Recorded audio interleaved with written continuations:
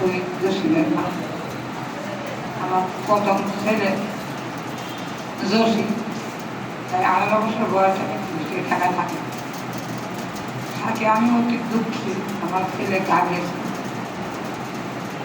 করার অবস্থায় দেশে গন্ডগোল লাগছে।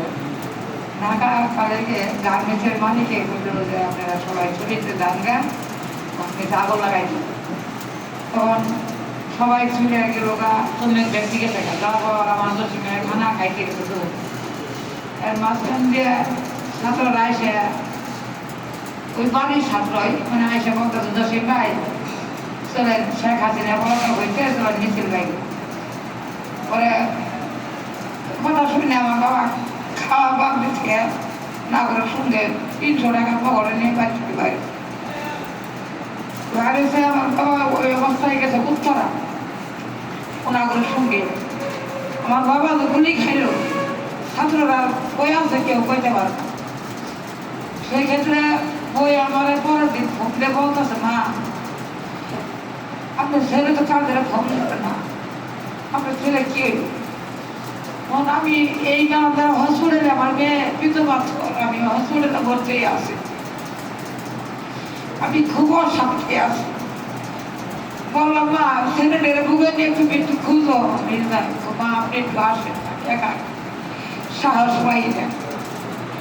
আমার 3 নম্বর ছেলের বললাম বাবা তুমি একটু যাও তোমার ভাবের একটু খুঁজো।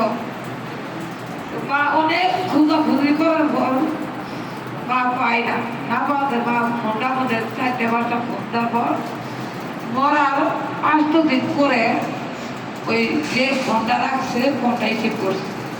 রিসিভ করে বললো আপনি কে? বলো আমার পুতের বয়ে বললো যে আমি শহীদ জসিমের স্ত্রী। আপনি কি? আপনার কাছে ফোনটা আপনার কাছে কেন? কই জসিম গুলি খাইছে। জসিম কই কই রাখছি না কই ফোনটা কাইরে রাখছি। যেদিন নাস্তা দিব সেদিন ওই যে ফোনটা চুরি করছে সে বললো যে আপনার স্বামী জসিম গুলি খায় মারা গেছে তাই শাহবাগ হসপিটালে আসে। এই কথা করে ফোনটা কাটে আর ফোনটা ধরে আজও পাইনি। এই বউ আর আমার এই ছোট ছেলে কাউসা খুঁজে এরা লাশটা বর্গের থেকে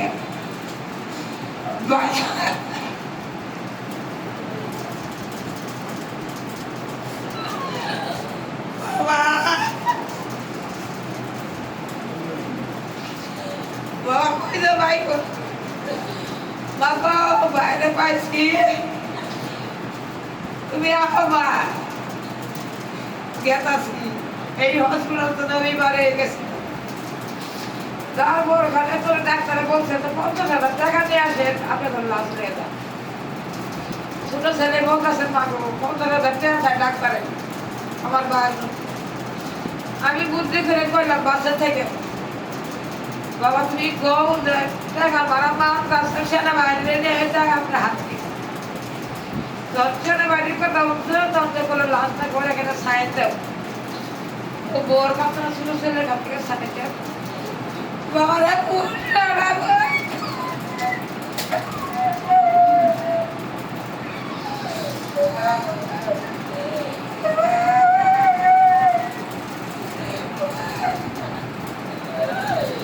বাবারা দৌড় দিলে আনাবার আমাদের এমপি সে যায় আমার সেক্রেটারি তাই থাকতে দেখতে পারছে আর আমার দাওয়াত দিচ্ছে আজকে কালকে দিনে 10টায় আমার বাসায় যাবে। শহীদুলের আগে আমরাও গেছি রাস্তা করে যায় 10,000 টাকা দিচ্ছে তাও করো তা অনেক আঘাত করে এখন আমাদের ফিরে দিল। এবং এরপর আবারও করলাম এই রোজার মধ্যে ইফতার খাইলাম এই খাবার জন্য যে কোনো এত বেতন